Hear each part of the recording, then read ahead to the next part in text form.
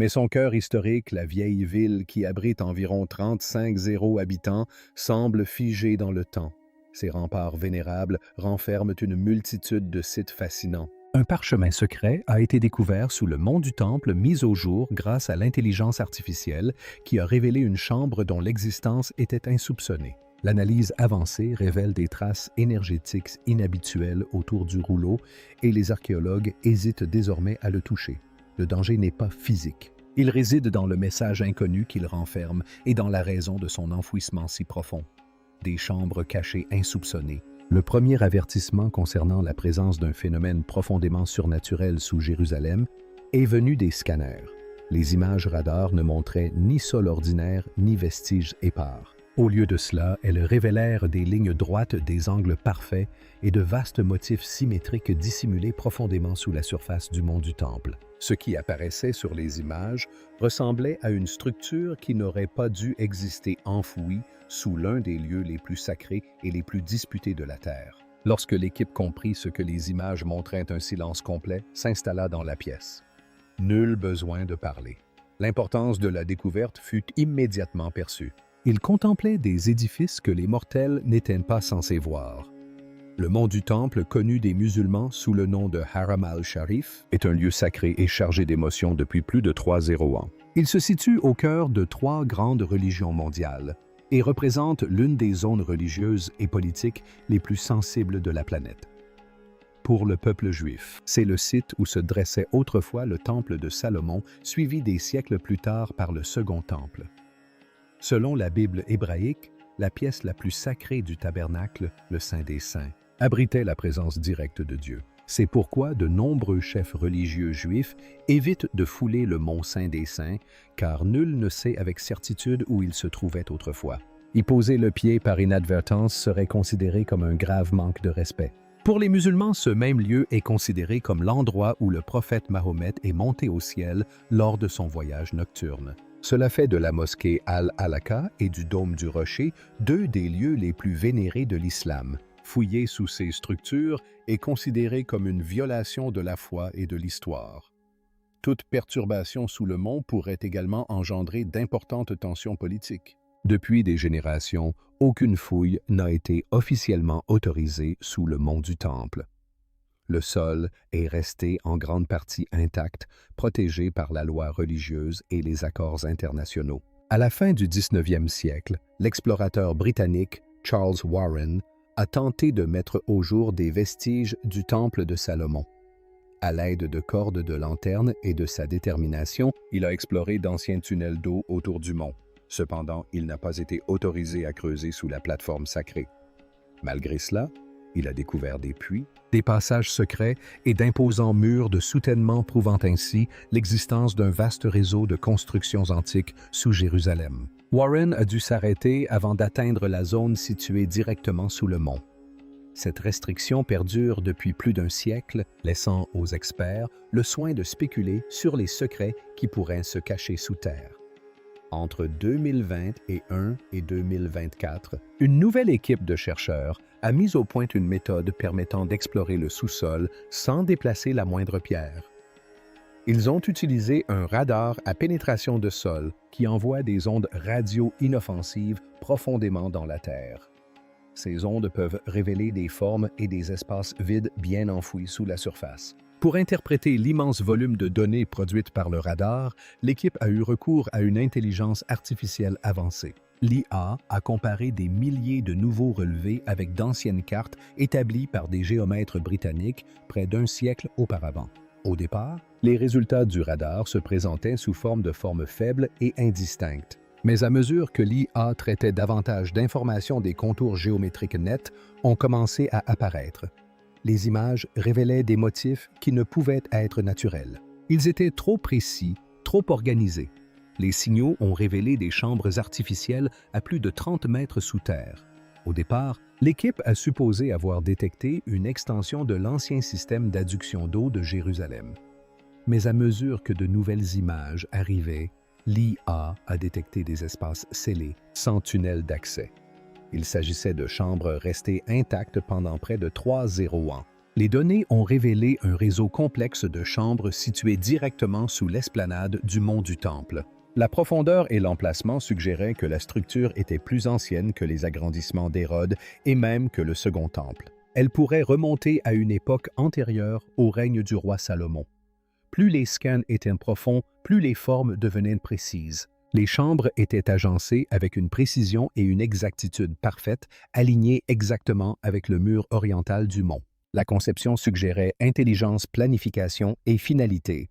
C'était comme si une structure antique entière avait été délibérément placée sous le lieu le plus sacré de la Terre. Les chercheurs ont rapidement compris le danger de leur découverte.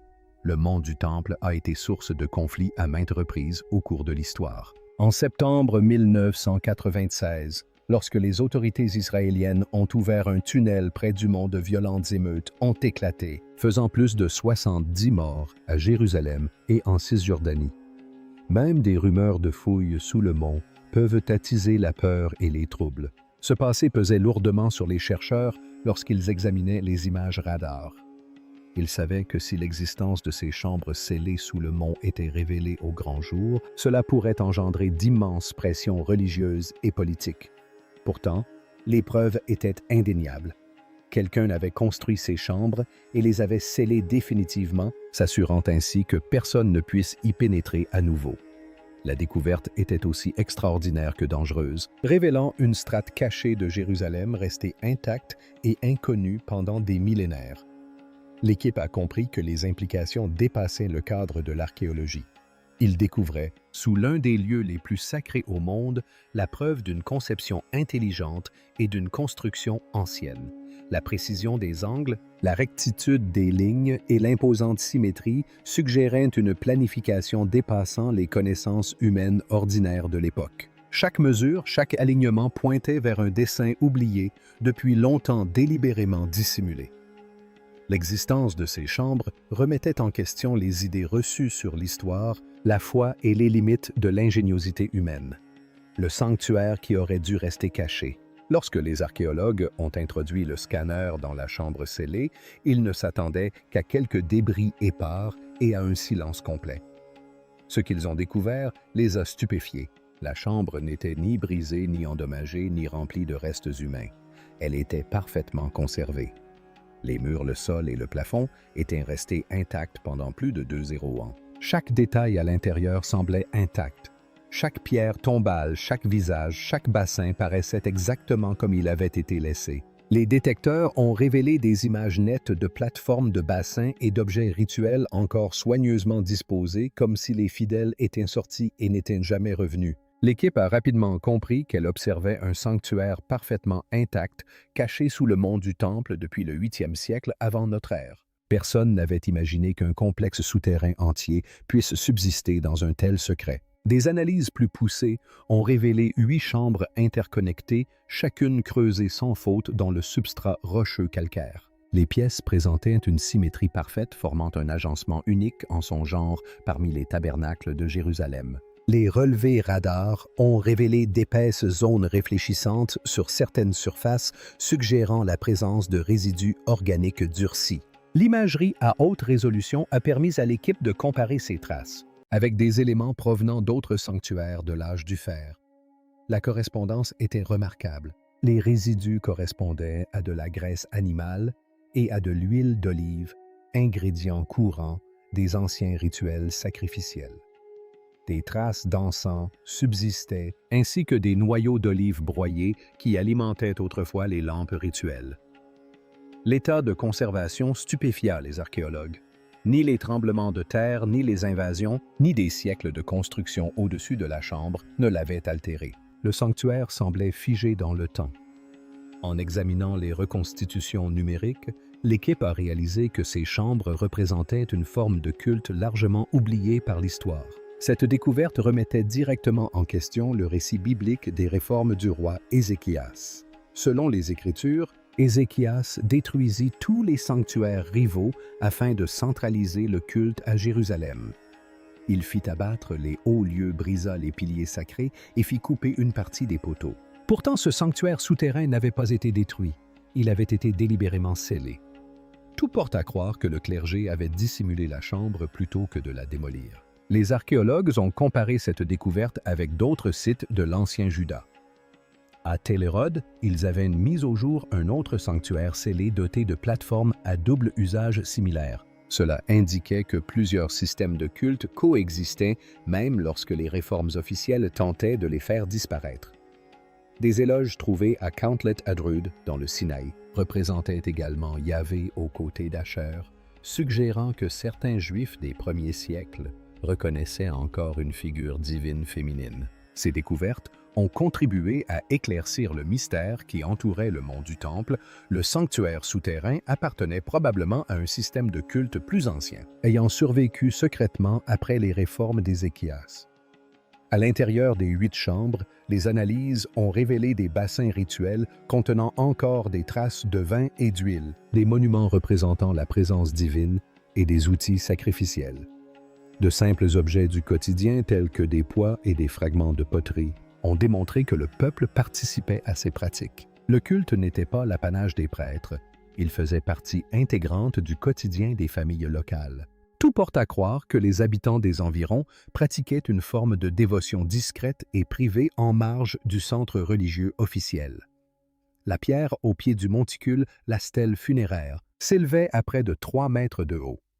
Taillée dans un seul bloc de calcaire, elle avait résisté à d'innombrables siècles de tremblements de terre de bataille et d'érosion naturelle. Il s'agissait sans aucun doute d'une massaba, une ancienne stèle funéraire dressée utilisée par les premiers Israélites comme symbole de la présence divine.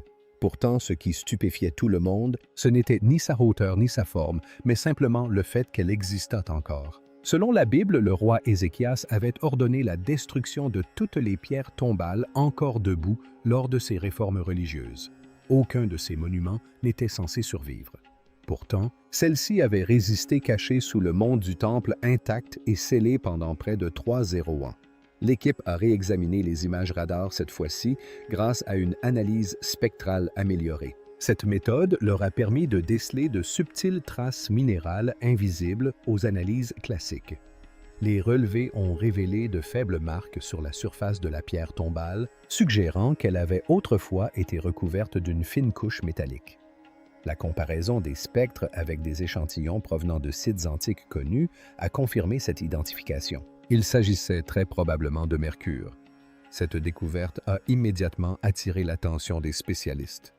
Dans l'ancienne Mésopotamie cananéenne, le mercure n'avait pas une fonction ornementale.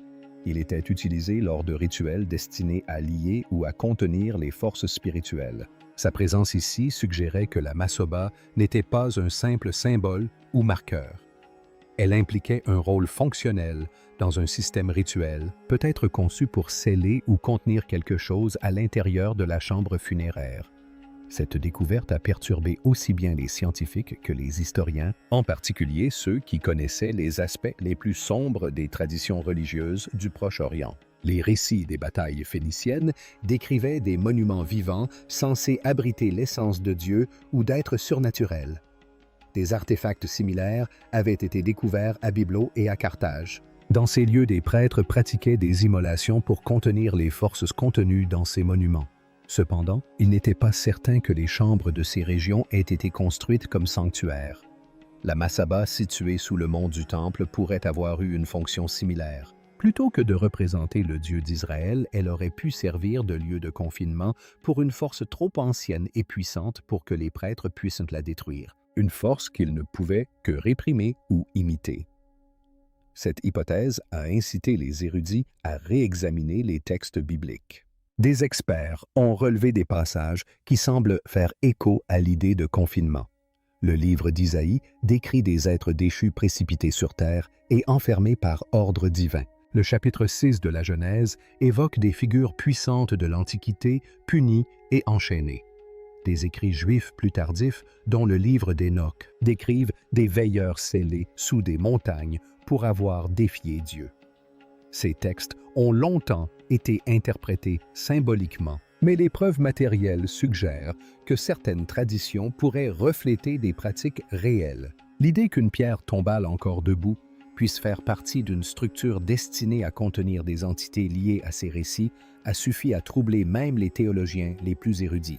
Les archéologues ont également réexaminé les événements historiques. Des documents datant de 701 avant notre ère, lorsque l'armée assyrienne assiégeait Jérusalem, mentionnent des rituels secrets pratiqués par les prêtres d'Ézéchias dans les cours du temple. Les récits qui nous sont parvenus ne fournissent aucune explication quant à la nature de ces rituels ni à leur nécessité. Pendant des siècles, leur nature est restée un mystère. La découverte de la chambre scellée et de sa stèle funéraire encore debout a permis aux chercheurs d'envisager une nouvelle perspective. Il est possible que les prêtres ne recherchaient ni la faveur divine ni des bénédictions. Ils auraient pu accomplir des actes destinés à renforcer un sceau sous le mont du Temple. Cela a soulevé des questions cruciales. Que croyaient précisément que les prêtres devaient être contenus? Quelle force était si dangereuse qu'il a fallu l'enfermer sous l'un des sites les plus sacrés de la région? Et plus inquiétant encore, que signifie le fait que la structure soit restée intacte pendant des millénaires? Si la pierre tombale faisait partie d'un système défensif, sa longévité suggère que la force qu'elle contenait a été délibérément contenue avec une extrême précaution. L'équipe de recherche moderne a repris ces analyses par intelligence artificielle, passant au crible chaque couche de données à la recherche d'indices susceptibles d'éclairer la fonction de la pierre tombale. Au lieu d'apporter des réponses, l'analyse a révélé des détails plus inquiétants. Les images ont mis en évidence des anomalies suggérant que le contenu de la chambre n'était pas inerte. Des motifs et des formes laissaient entrevoir des forces dépassant l'entendement. Chaque nouvelle image semblait épaissir le mystère, révélant une situation bien plus alarmante que quiconque ne l'avait imaginé. Il devenait de plus en plus évident que la pierre tombale n'était pas un simple vestige du passé, mais un élément central d'un système conçu pour contrôler une force puissante et potentiellement dangereuse. Sa conservation pendant des siècles n'était pas le fruit du hasard. Elle témoignait d'une intention et d'une vigilance constante. Les érudits et les scientifiques étaient confrontés à la possibilité troublante que ce qui avait été scellé sous le mont du Temple puisse encore exercer une influence dissimulée mais préservée, tapie sous la surface. Chaque révélation suscitait un mélange d'admiration et de crainte, brouillant la frontière entre légende, écriture et réalité. La Masaba se dressait silencieusement dans son ancienne chambre, monument ayant traversé les siècles porteur de secrets qui remettaient en question notre compréhension même du passé. Chaque analyse, chaque lecture suggérait qu'en dessous du mont du Temple se cachait une vérité bien plus étrange et délibérée que quiconque ne l'avait imaginée. La pierre tombale n'était plus un simple repère. Elle faisait partie d'un système conçu pour contenir une force que les humains redoutaient depuis longtemps. Un vestige d'une époque où les pouvoirs divins et mortels s'étaient rencontrés d'une manière dont les échos résonnent encore à travers les millénaires. La chambre scellée sous le mont. Début 2024, l'équipe d'exploration activa une nouvelle phase de son relevé profond sous le mont du Temple. Son système radar avancé, doté d'une intelligence artificielle, commença à transmettre des données presque immédiatement, mais les images étaient inédites. Au début, les observateurs ne virent que du bruit, un scintillement chaotique et aléatoire sur l'écran. Rien ne semblait notable et l'équipe supposa que le scan ne révélerait guère plus que des débris ordinaires. Puis lentement, de vagues formes géométriques commencèrent à émerger profondément sous les couches de terre et de pierres centenaires. Ces formes se cristallisèrent avec une clarté délibérée presque surnaturelle. Des contours d'une symétrie troublante apparurent d'une netteté telle qu'un silence soudain s'abattit sur la pièce. Chaque membre de l'équipe fixa l'écran, incertain de la véracité de ce qu'il voyait. Puis l'IA révéla quelque chose qui laissa tout le monde sans voix. Une chambre parfaitement dissimulée, creusée directement dans la roche sous le sanctuaire précédemment étudié. La chambre s'étendait sur exactement 10 bases, formant un cercle presque parfait. Ses parois semblaient polies intactes, sans la moindre fissure, fracture ou signe de faiblesse structurelle. Il n'y avait ni entrée, ni galerie sculptée, ni couloir secret y menant. Elle était entièrement scellée. Son existence même était difficile à expliquer, voire à comprendre. La perfection de la chambre stupéfia les archéologues et les ingénieurs. Sa courbe était d'une précision mathématique et son alignement avec les points cardinaux témoignait d'une sophistication qui paraissait impossible pour les bâtisseurs de Jérusalem en 700 avant notre ère. Les archives anciennes ne montrent aucune preuve que les artisans de l'époque possédaient des outils capables d'atteindre un tel raffinement. On n'y trouve aucune marque de ciseaux ni aucune trace d'outils irrégulières pourtant typiques des constructions de cette période. Tout indiquait des connaissances en ingénierie de pointe bien supérieures à tout ce qui avait été documenté jusqu'alors dans la région. Alors que l'IA poursuivait son analyse, elle détecta des couches internes distinctes au sein de la structure. L'enveloppe extérieure était épaisse, presque défensive. À l'intérieur de cette enveloppe se trouvait un vide étanche. En son centre, plusieurs objets solides étaient disposés de manière délibérément équilibrée autour d'une pièce centrale plus grande. La conception suggérait une planification minutieuse. Chaque élément semblait disposé selon un schéma précis. Au départ, certains membres de l'équipe ont supposé avoir découvert le légendaire Saint des Saints. Mais cette idée s'est vite dissipée. À mesure que les images radar pénétraient plus profondément, des inscriptions sont apparues le long des parois de la chambre. L'IA les a identifiées comme étant du paléo-hébreu, l'une des plus anciennes écritures de la région. Les linguistes traduisirent rapidement le texte révélant un message bref, direct et profondément troublant. L'inscription était un avertissement sans précédent dans les lieux sacrés. Contrairement aux textes saints traditionnels qui offrent une bénédiction, prière ou conseil, ces mots étaient dépourvus d'honneur et de dévotion. Ils étaient empreints de prudence, d'autorité et de mauvais augure. Le contenu de la chambre renforçait ce sentiment d'effroi. En son centre se dressait un unique réceptacle funéraire sculpté dans un bloc massif de pierres précieuses. Autour des objets plus petits, semblables à des lampes à huile, présentait une conception plus simple et plus ancienne que tous les artefacts de tabernacle connus, suggérant des origines bien antérieures aux structures religieuses conventionnelles. L'analyse spectrale révéla que le réceptacle contenait encore des résidus de substances utilisées lors d'anciens rituels. Les scientifiques y identifièrent des traces de plomb et de mercure, matériaux historiquement utilisés pour lier ou neutraliser les forces spirituelles. Des résidus d'encens composés de plantes comme la jusquiame connue pour ses propriétés opiacées et hallucinogènes furent également détectés. Aucun de ces objets ne correspondait aux pratiques de culte typiques des tabernacles. Ces découvertes indiquaient plutôt des préparatifs en vue de contenir, de protéger ou de maîtriser la situation. Les chercheurs ont recoupé ces résultats avec des textes anciens. Le livre d'Hénoch décrit des veilleurs des êtres divins emprisonnés sous terre. Les légendes mésopotamiennes évoquent des esprits liés à des substances sacrées. Même le rouleau de guerre des manuscrits de la mer morte fait référence à un gardien chargé de veiller sur ceux qui se sont rebellés contre le ciel. Les parallèles étaient frappants et impossibles à ignorer. La chambre n'était pas destinée à honorer le divin. Elle était construite pour enfermer. L'IA a alors effectué une modélisation vocale pour examiner le comportement du son à l'intérieur de la chambre scellée. Les résultats ont intensifié le malaise. L'espace était conçu pour piéger les vibrations, empêchant l'énergie de s'échapper. Il fonctionnait comme une ancienne chambre forte acoustique. Chaque détail, de l'épaisseur des murs à l'emplacement du réceptacle central, renforçait une conclusion glaçante. Ce n'était pas un sanctuaire. Ce n'était pas un hôtel. C'était une cellule d'une précision extraordinaire conçue pour emprisonner des êtres qui n'étaient jamais destinés à circuler librement dans le monde extérieur. Chaque ligne, chaque angle, chaque trace de matière convergeait vers une vérité indéniable. La chambre était bâtie pour contenir, non pour honorer, pour enfermer, non pour vénérer. Et sa création dépassait de loin tout ce que l'humanité avait connu dans le monde antique. Sous la pierre enfouie profondément sous des couches de calcaire et de sédiments compactés, se trouvait une petite capsule métallique qui attira immédiatement l'attention du peloton d'exploration. Elle ne ressemblait à rien de ce qu'ils avaient vu auparavant. Les systèmes d'IA l'identifièrent comme un récipient sphérique en plomb, entièrement recouvert d'une enveloppe extérieure de pierres tombales et de résine durcie. Chaque aspect de sa construction suggérait une conception délibérée et méticuleuse. Chaque couche était agencée avec une précision parfaite et chaque composant semblait destiné à empêcher son contenu d'entrer à nouveau en contact avec l'air ou la lumière. Rien dans la capsule ne semblait accidentel ou anodin.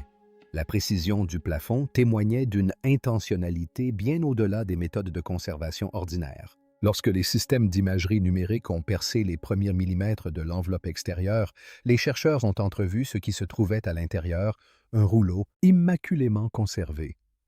L'imagerie améliorée par l'IA a révélé de faibles marques sur la surface du rouleau, captivant immédiatement linguistes et historiens. Ces inscriptions étaient inconnues.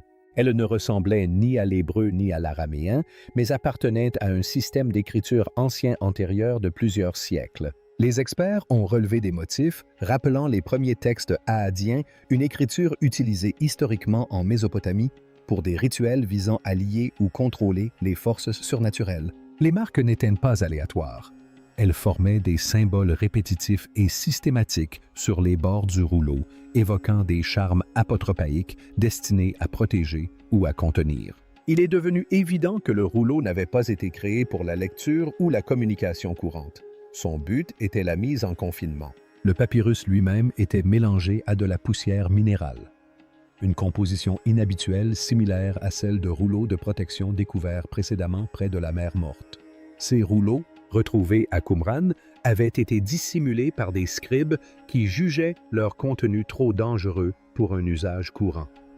Ces similitudes laissent penser que cette capsule, elle aussi, a été conçue délibérément à des fins de protection malgré son ancienneté apparente. Le rouleau est resté remarquablement intact. L'épaisse capsule de plomb et l'absence d'oxygène avaient préservé les fibres de papyrus dans un état quasi originel, permettant au système d'imagerie de saisir leur texture avec précision. Au sommet du rouleau, un symbole attira immédiatement l'attention.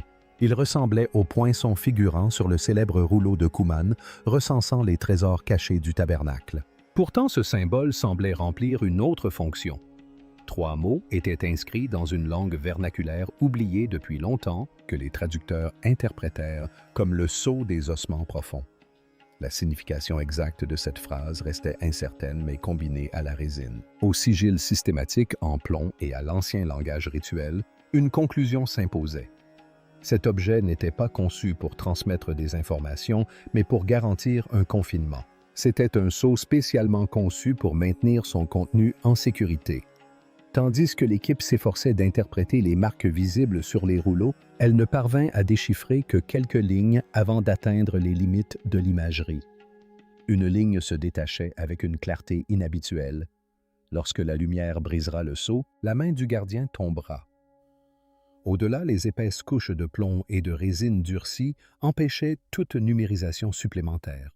Même avec les réglages de fréquence les plus précis, une augmentation de la puissance aurait peut-être permis de pénétrer légèrement les couches, mais aurait risqué d'endommager irrémédiablement le fragile rouleau qu'il contenait. Les fouilles ayant été interrompues et aucun échantillon physique ne pouvant être prélevé, les chercheurs avaient atteint les limites absolues de ce qu'il était possible d'apprendre sans mettre en péril l'artefact.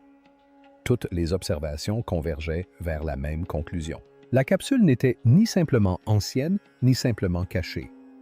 Elle avait été créée avec précision, intention et une profonde compréhension du confinement.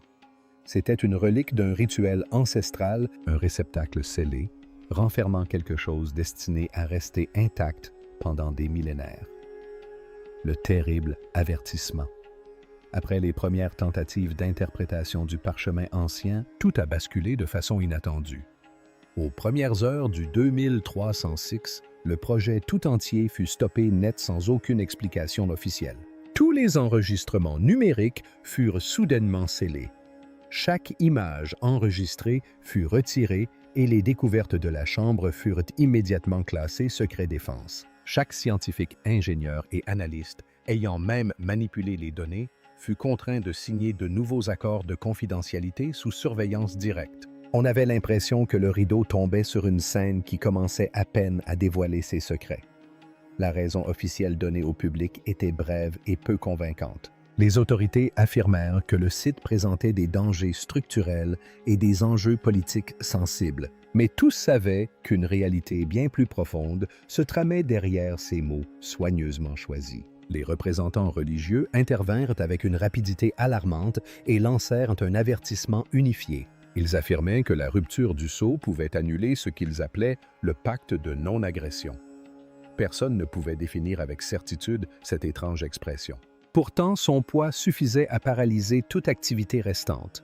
Aucun érudit ni technicien ne souhaitait être tenu responsable d'une quelconque interférence avec un objet ancien, puissant et totalement inconnu. Vers l'an 2338, des rapports discrets commencèrent à circuler parmi quelques érudits qui avaient étudié des fragments du rouleau avant le confinement. Les linguistes n'avaient pu déchiffrer que les bords endommagés du manuscrit. Pourtant, même ces fragments infimes recelaient un message troublant. Les mots évoquaient les âmes déchues dormant sous Sion. Cette seule phrase sema la peur, le débat et l'incrédulité au sein des communautés universitaires et religieuses du monde entier. Dans la tradition biblique, les âmes déchues désignent les Néphilim, ces êtres mystérieux mentionnés dans la Genèse chapitre 6. Ils sont décrits comme les descendants d'êtres divins et de mortels. Des écrits anciens plus tardifs affirmaient que ces êtres étaient prisonniers des ténèbres jusqu'au jugement dernier. Si le rouleau servait véritablement de registre ou de liste concernant ces êtres, une autre possibilité se dessinait, une possibilité qui déstabilisa même les experts les plus sceptiques. Le mont du Temple lui-même aurait pu être construit directement au-dessus du lieu où ils furent scellés. Les érudits s'efforcèrent de comprendre les implications d'une telle révélation. Certains pensent que cette référence est étroitement liée au Livre des Géants, un manuscrit découvert parmi les manuscrits de la mer Morte qui parle des Néphilim attendant leur châtiment sous terre. D'autres ont évoqué d'anciens écrits mésopotamiens décrivant les Anunnaki, des figures puissantes bannies aux enfers pour avoir résisté aux autorités divines supérieures. Bien que les cultures diffèrent considérablement, le schéma demeure le même à travers les traditions des êtres divins ou semi-divins emprisonnés sous terre, gardés et contraints par des forces invisibles. La nécrologie gravée sur le mur de la chambre semble soudain bien plus littérale que symbolique. Les versets affirmant que le gardien veille résonnent désormais différemment. Si ces liens ancestraux étaient réels, l'impact culturel serait colossal.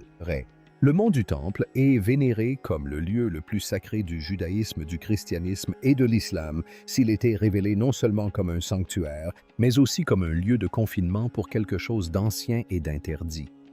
La réaction à travers le monde serait sans précédent. Chaque système de croyance lié au caractère sacré du mont serait profondément ébranlé. Les historiens ont noté que cette idée n'était pas totalement inédite. Des traditions anciennes évoquaient des possibilités similaires depuis des siècles. Sous le dôme du rocher se trouve une grotte naturelle appelée le Puits des âmes. Longtemps considérée comme un lieu où les esprits attendent leur jugement, elle est mentionnée dans les écritures éthiopiennes qui font état de profonds gouffres sous les montagnes sacrées où les gardiens étaient enchaînés. Les écrits islamiques décrivent la montagne comme le point de rencontre entre les mondes où le monde terrestre et le monde céleste se rejoignent à travers les âges, les cultures et les croyances. L'idée d'un lieu sacré servant de sceau ou de gardien à quelque chose d'immense revient sans cesse. Pendant ce temps, le parchemin scellé demeurait inaccessible.